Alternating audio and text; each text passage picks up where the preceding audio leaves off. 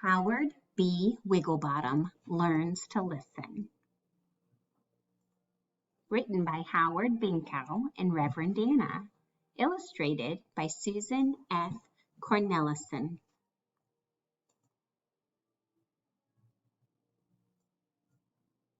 Meet Howard B. Wigglebottom. Howard is always in trouble at school because, well, Howard just doesn't listen. During story time, instead of quietly listening, Howard bounces around the room.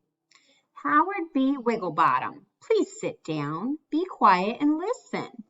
But Howard doesn't listen. Howard B. Wigglebottom, you are bouncing too close to the fan. But Howard doesn't listen.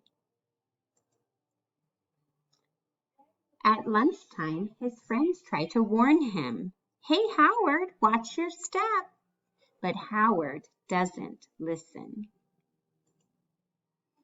After lunch, Howard's friend tries to tell him something important.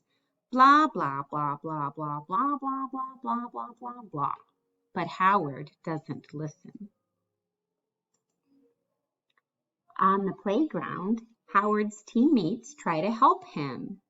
Keep your eye on the ball, Howard. But Howard doesn't listen. Boink. In the art room, the teacher reminds the class, kids, try to keep the paint on your paper. But Howard doesn't listen.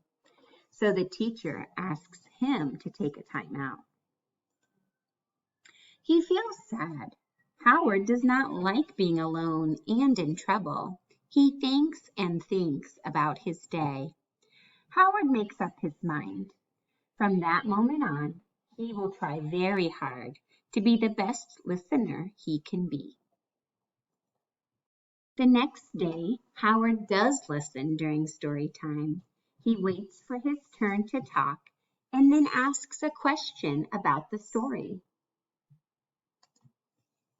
Howard gets a big star because Howard is really listening.